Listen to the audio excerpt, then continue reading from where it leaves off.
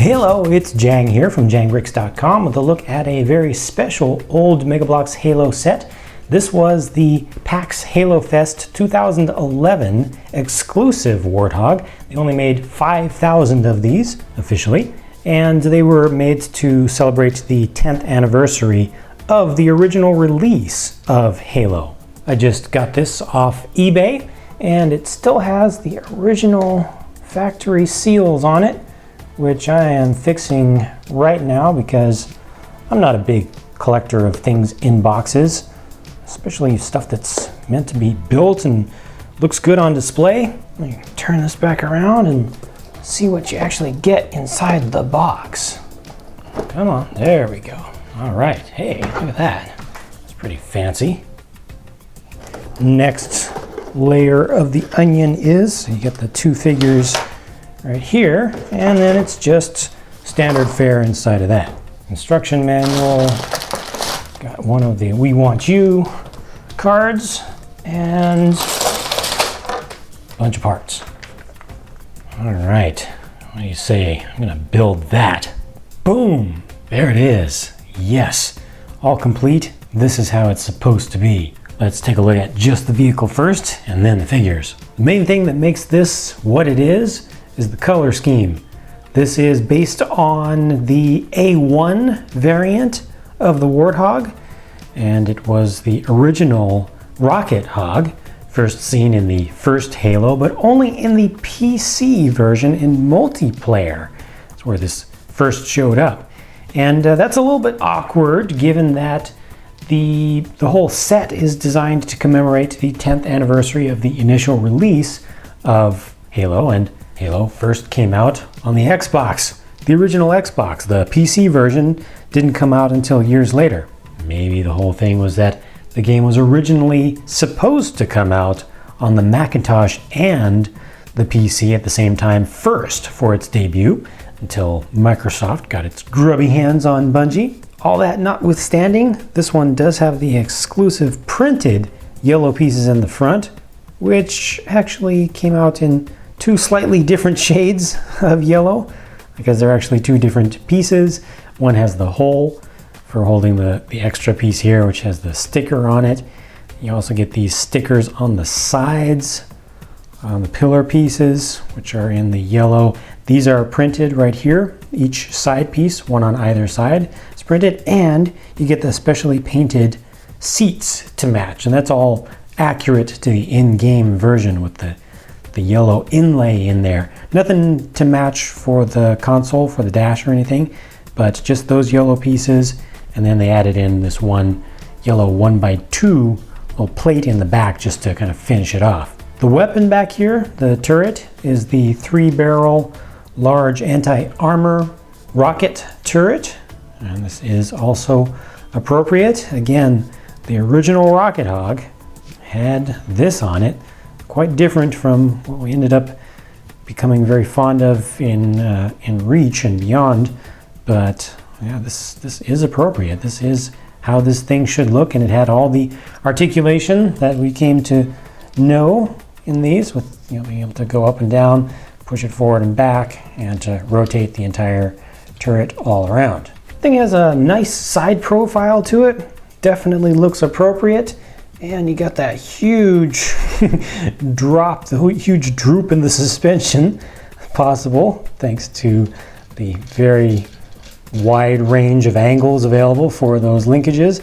Also got a little bit of wiggle room in the wheels and tires, so you could actually put this on a diorama and have full wheel contact with the ground with one tire just kind of flexing, doing the suspension flex kind of thing up in the air if you wanted to. That was a very cool feature. As long as you got the pieces, the little pin pieces that were not a little bit malformed and did have the looseness to them. And I got lucky with this one. This one is in really good shape. The whole thing actually carries a two-tone color scheme around on the center and the base of it, because it's got the gunmetal gray down below, and they actually carried that through phenomenally well. I think they did better than on most of the other Warthogs, even to this day.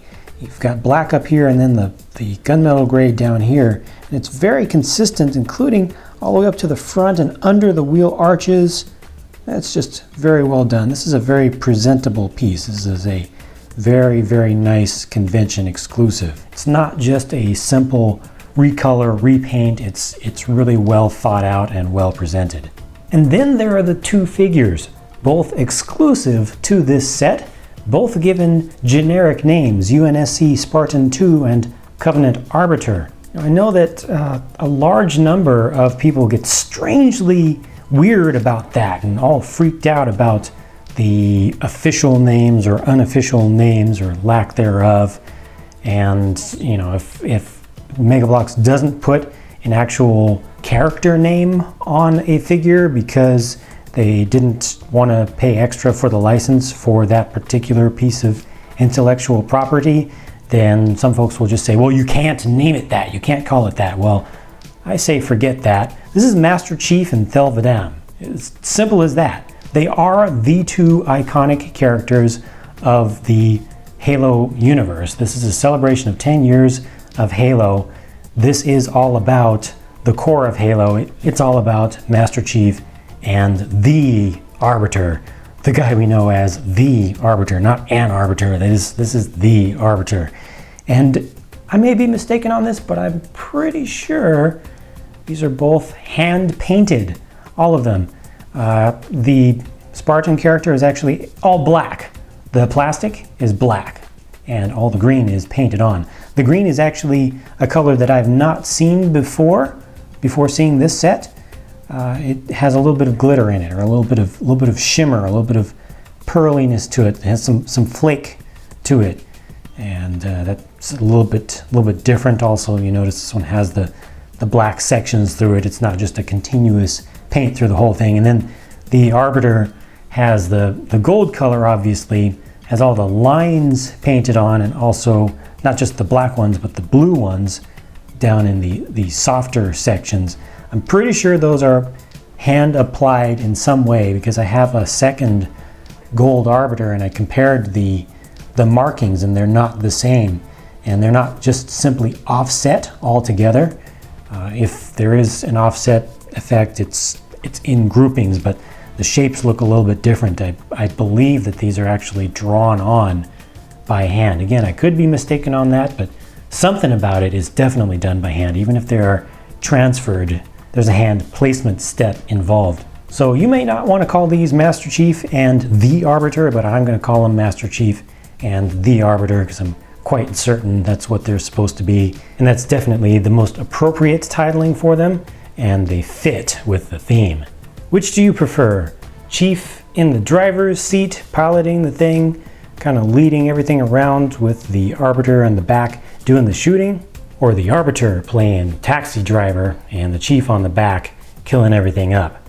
Personally, I kind of like this idea a little bit better. It just seems more appropriate for the Chief to be doing the killing. Still remember the first time I got to play the Arbiter, the first time we actually got to be the Arbiter in game. I was freaking out because I didn't understand the universe yet, and just kind of felt dirty, felt like I was being the bad guy, Anyway, there you go. That's the look at this set. Let me know in a comment what you think about this set, if you like it, if you dislike it, if there are some specific things about it that you wish were different, or some specific things about it that you think are especially cool, which of the minifigures you prefer, anything that you would like to share about this. It's always good to get more feedback from more folks, as you know. Thanks much for taking the time to watch this video. Please hit thumbs down if you didn't like it, or thumbs up if you did. Check out more of my looks at old and new Mega Bloks Halo sets on my channel, and stick around for more to come. Talk to you again soon.